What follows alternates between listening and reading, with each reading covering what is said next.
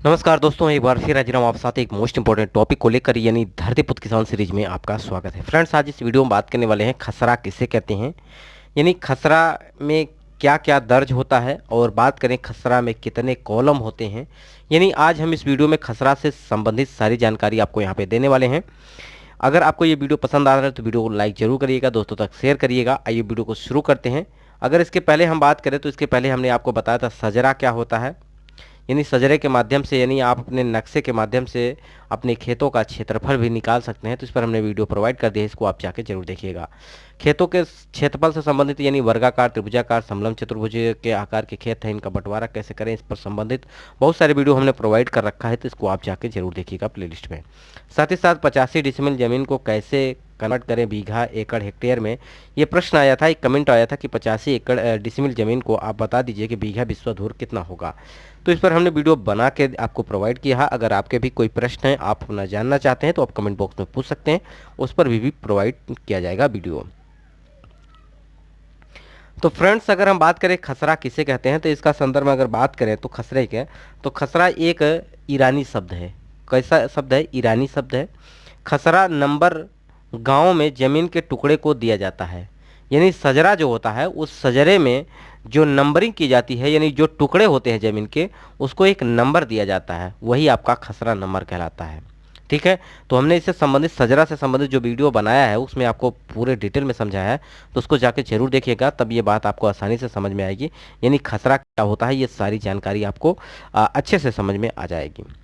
तो खसरा नंबर गांव में जमीन के एक टुकड़े को दिया जाता है। प्रशासन गांव का नक्शा लेते हैं और उस गांव की हर जमीन के टुकड़े को खसरा नंबर देते हैं। ठीक है।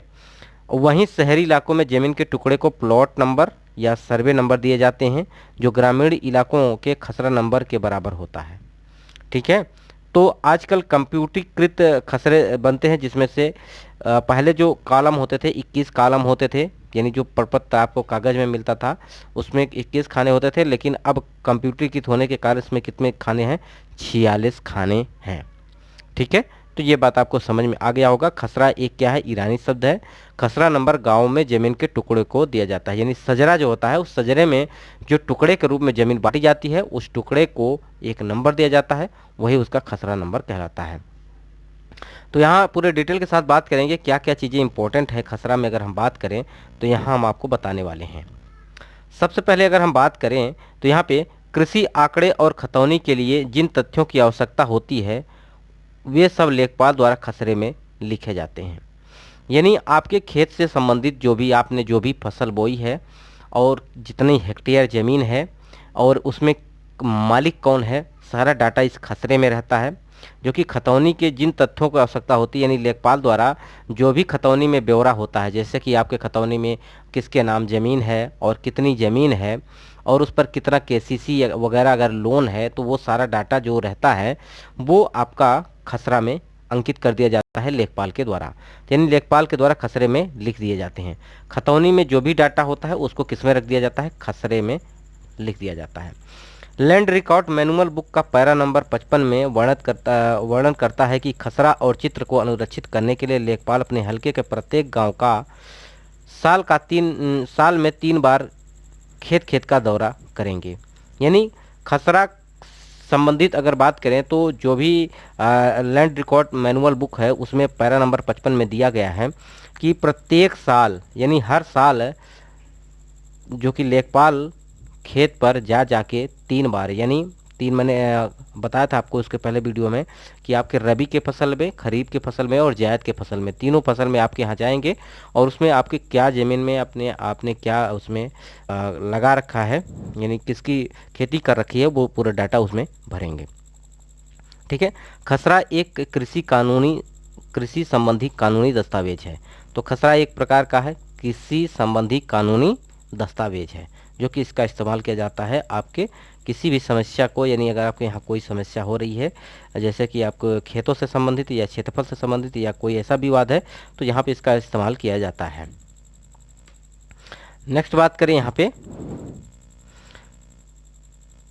इसमें किसी गांव के जमीन के टुकड़े और उस पर उगाई जा रही फसलों का ब्यौरा लिखा होता है। यानी खसरे में क्या लिखा होता है, उसमें पूरा ब्यौरा डिटेल लिखा रहता है कि उस जमीन में क्या बोई गई है, कितना हेक्टेयर है, पूरी सिंचाई से संबंधित सारी जानकारी उसमें दिया रहता है। नेक्स्ट बात करते हैं, तो इसका प्रयोग सजरा नामक दस्तावेज के साथ किया जाता है।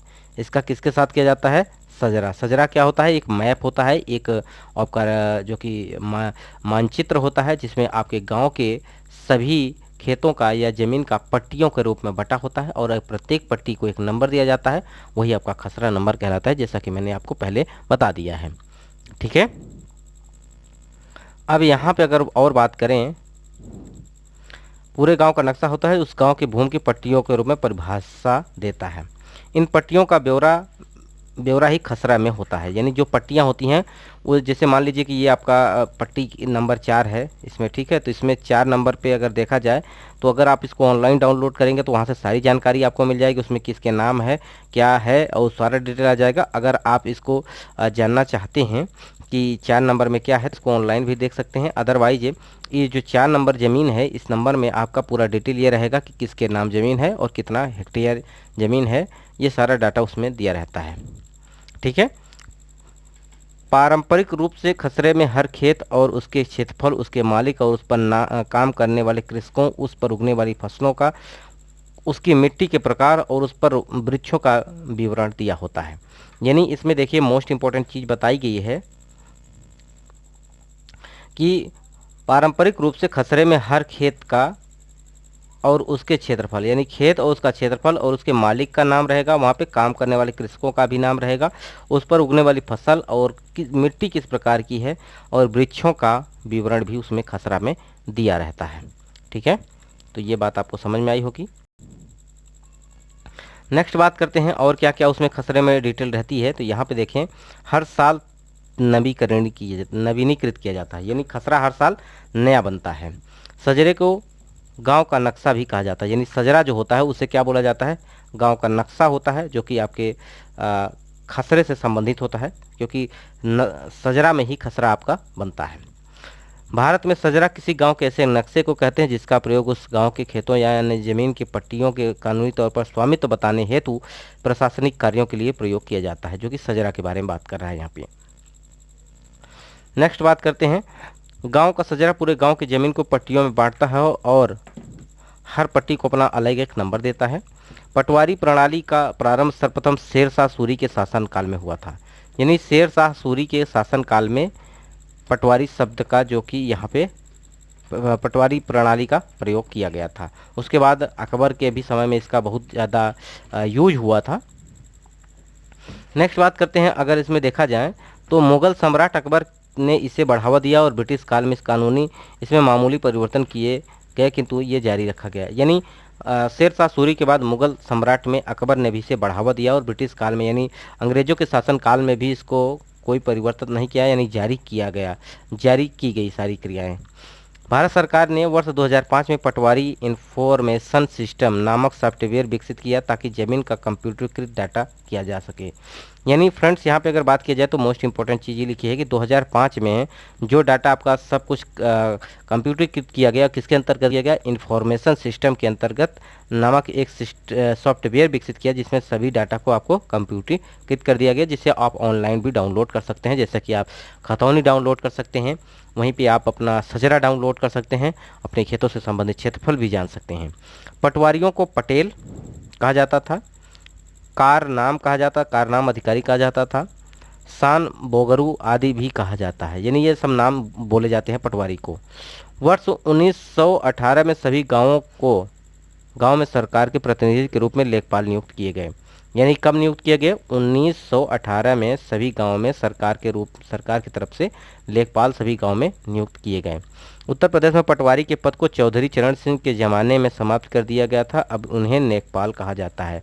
यानी चौधरी चरण सिंह के समय में यहाँ पे जो कि पटवारी शब्द को समाप्त कर दिया गया, पद को समाप्त कर दिया गया, उनकी जगह लेखपाल का इस्तेमाल किया जाने लगा, यानी लेखपाल पद को रखा गया। अदरवाइज अदर स्टेट के लिए बात करें तो वहाँ पे मैक्सिमम आपका पटवारी ही चलते हैं। तो ये बात आपको समझ में आ गई होगी। ये वीडियो आपको कैसा लगा कमेंट बॉक्स में जरूर बताइएगा। वीडियो यहीं समाप्त करते हैं। नमस्कार।